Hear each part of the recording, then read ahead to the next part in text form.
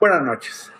Continúo con una señora que me apantalla muchísimo porque cuando la he escuchado o leído, digo, es un tanque de sabiduría económica.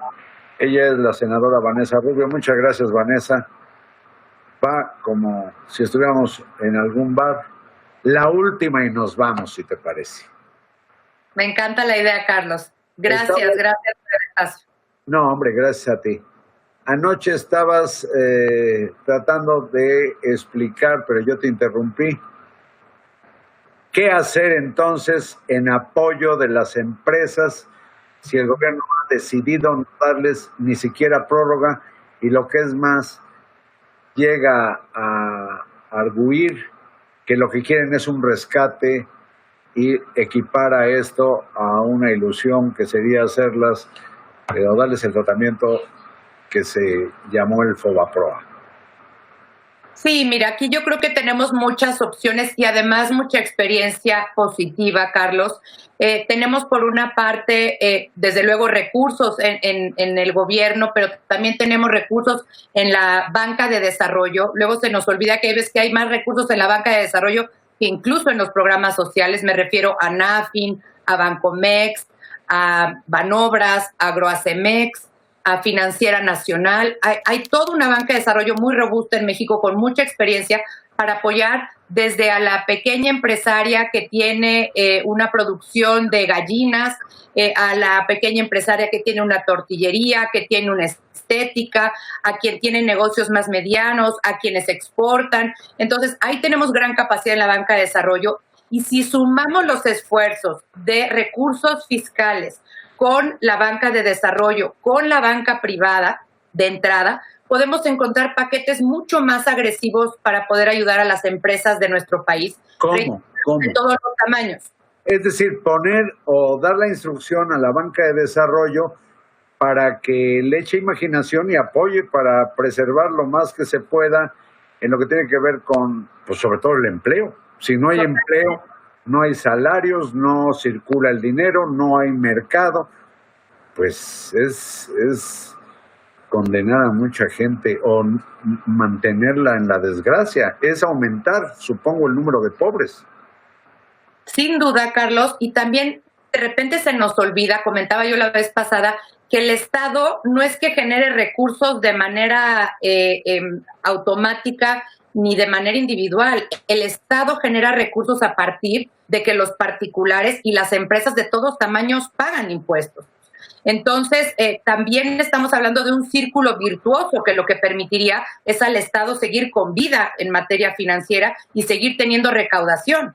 Entonces, sí, yo pondría a trabajar, por una parte, unos recursos fiscales destinados a este propósito, más la banca de desarrollo, más la banca privada. Entonces, a todas escalas podríamos encontrar, arreglos financieros, desde garantías, contragarantías, financiamiento potenciado y una serie de elementos que tenemos la infraestructura y tenemos la experiencia para hacerlo junto con la banca de desarrollo en México para poder sacar adelante a las empresas de México. Entonces creo que sí, es un poco de cambiar la visión en el sentido de que no podemos ahogar al empleo, no podemos ahogar a la planta productiva, pero si los ahogamos, además ahogamos al Estado porque el Estado va a recaudar menos. Entonces, hacer lo contrario es justamente un círculo virtuoso que creo que podríamos hacer en México sin ningún problema y reitero, se está haciendo en todas partes del mundo. Que en rigor en este caso no es que el gobierno ahogue a nadie, sino que muchos están ahogándose y lo que se le pide al gobierno es que cuando menos aviente salvavidas, ¿no? Una boya, así es. Una boya. Eso es lo que se requiere. A ver, Vanessa, hay un sector social, pues que creo que vale la pena que, a ver qué se te ocurre, que no está en las actividades productivas propiamente, pero que son muchas las personas que dependen de la actuación, de, no sé, tienen ocupaciones de esparcimiento para la sociedad. Hablo de músicos, hablo de actrices, de actores, de intérpretes, que también están pues ahogándose.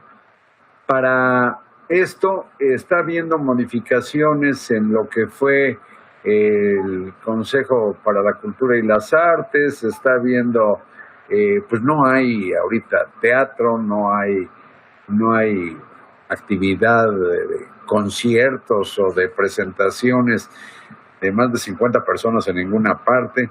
Inés. Para esas personas, incluyo a los tríos que de pronto se meten a una cantina a amenizar la comida o la tomada de una cerveza, una copa.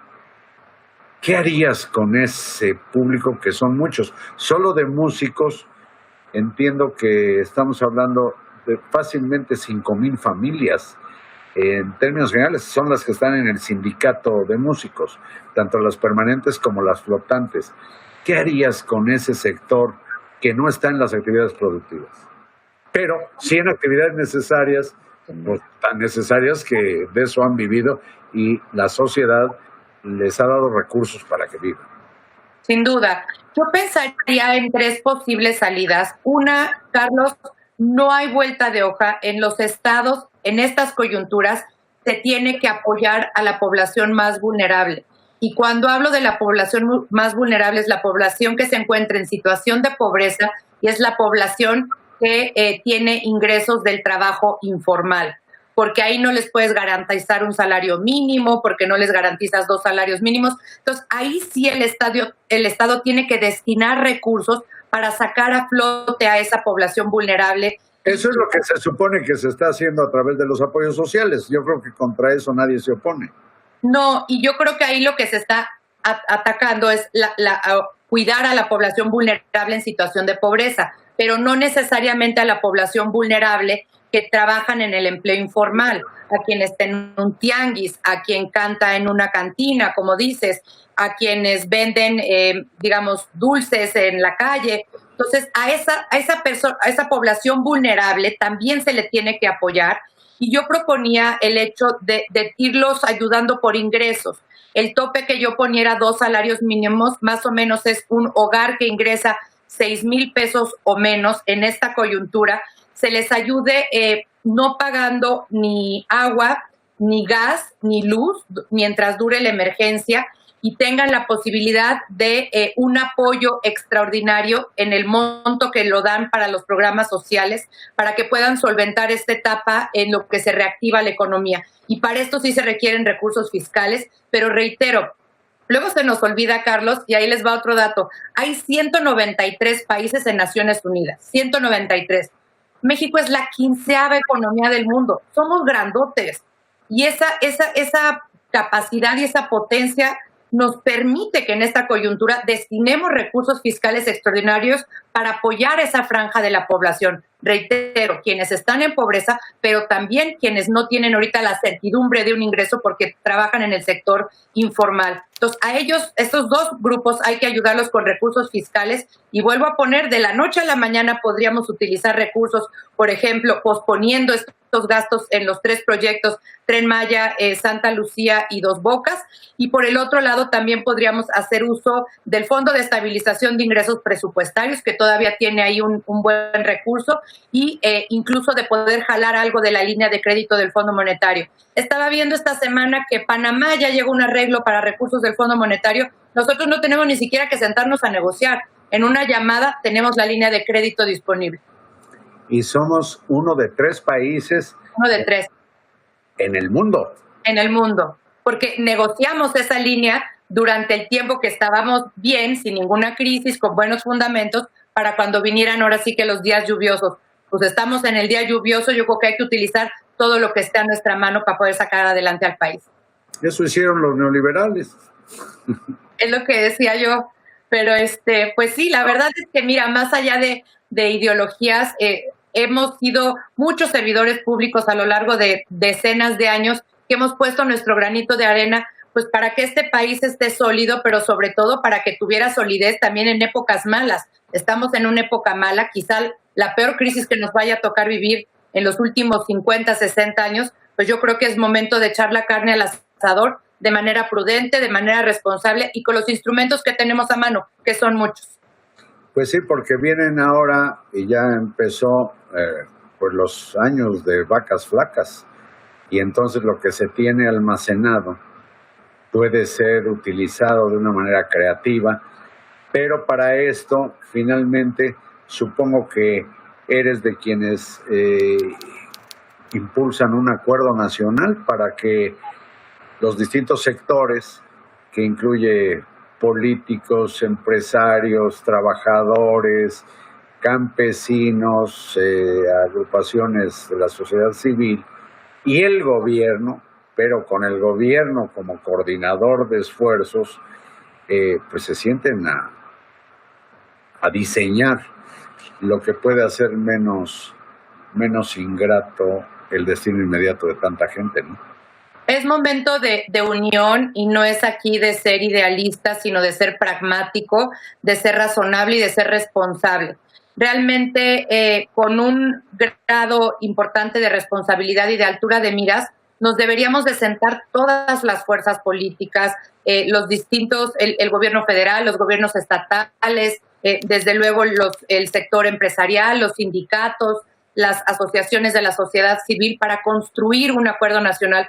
No nos podemos dividir en estos momentos tenemos que sumar, tenemos diferencias ideológicas, pero tenemos muchos mecanismos que más allá de ideologías podemos echar a andar para poder ayudar a las distintas necesidades de la población. Creo que estamos en posibilidades de hacerlo y reitero, no se nos olvide, si somos la 15ª economía de 193 países del mundo, tenemos con qué y pues sería una pena que no utilizáramos todo lo que tenemos a mano para poder salir adelante. Yo soy de las positivas, yo creo que podemos salir adelante, podemos salir fortalecidos como sociedad y bueno, pues a darle, no queda más que seguir pensando, seguir innovando, seguir tendiendo puentes. No podemos dinamitar puentes, es lo último que podemos hacer ahorita. Diálogo, convencimiento y tenemos que encontrar esos puntos comunes para poder hacer acciones que nos beneficien a todos. Vanessa Rubio, senadora, muy fregona, señora. Cómo dominas el tema. Te agradezco mucho esta conversación que sin duda ha sido muy ilustrativa, de buena ley y sin el ingrediente generalmente corrosivo de intereses partidistas o ideológicos. Muchas gracias, Vanessa. Gracias a ti, querido Carlos. Gracias al auditorio también. Gracias a ustedes y buenas noches.